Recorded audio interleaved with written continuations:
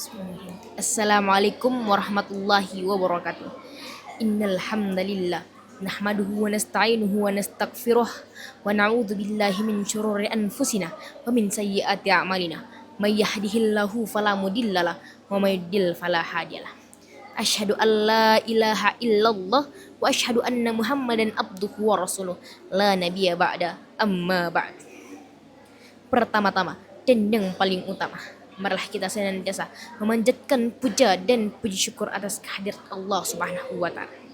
Pengasih tak pilih kasih, penyayang tak pandang sayang. Puja-puji Allah lah Maha bijaksana, tak pandang tempat dan suasana. Salawat beserta salam marilah kita kirimkan kepada baginda kekasih Allah, buah hati Aminah, tak lain dan tak bukan yakni baginda Nabi Allah Muhammad sallallahu alaihi wasallam. Allahumma sholli ala Muhammad, yang telah mengeluarkan kita dari zaman kebencian menuju zaman kasih sayang, yang telah mengeluarkan kita dari zaman onta menuju zaman Toyota. Hadirin hadirat rahimani wa rahimakumullah.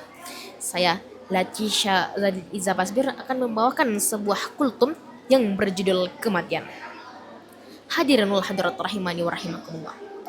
Kematian bagi sebagian orang bisa saja sangat menakutkan.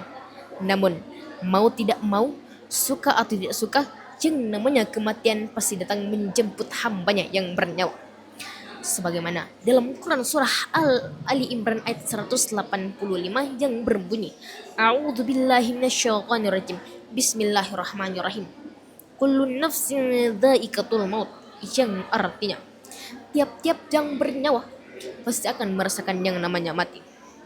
Dalam menyikapi kematian, hadirin sekalian, Rasulullah Shallallahu Alaihi Wasallam menjelaskan dalam sebuah hadis riwayat Bukhari dan Muslim bahwasanya ada 3 yang akan mengikuti mayat, 2 kembali dan yang 1 tetap bersama kita hidup dan mati.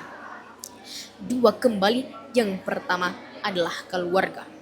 Ketika seseorang meninggal dunia, maka semua keluarganya, mulai dari tante, om, kakek, sahabat, teman akan mengantar sampai ke pemakaman. Namun, ketika jenazahnya sudah dimasukkan ke liang lahat, maka orang yang datang pada saat itu akan berbondong-bondong pulang ke rumahnya masing-masing. Tidak ada yang akan menemaninya di dalam kubur kelak. Sekalipun seorang suami yang sangat mencintai istrinya, namun ketika istrinya meninggal dunia, suaminya tidak akan menemaninya dalam kubur kelak. Dan setelah itu, manusia akan mengurus urusannya masing-masing. Sekalipun semayat mungkin dimakamkan di area pemakaman keluarga, namun mayat yang satu dengan mayat yang lain tidak akan pernah saling menyapa. Yang kedua, yang kembali adalah harta. Ketika seseorang meninggal dunia, maka semua hartanya, mulai dari rumah, mobil, perhiasan, tabungan, dan lain-lain, itu dia akan tinggalkan di dunia. Tidak ada yang dia akan bawa di dalam kubur kelak.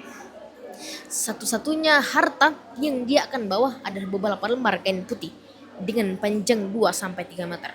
Sekalipun semayat mungkin semasa hidupnya penjual kain kah ataukah pemilik pabrik tekstil.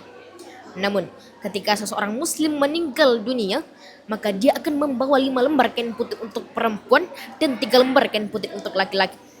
Dan sesungguhnya harta yang kita miliki sesungguhnya bukan milik kita, hadirin. Karena ketika kita meninggal dunia kelak, semua harta kita itu akan menjadi hak ahli waris. Tidak ada yang kita akan bawa di dalam kubur kelak.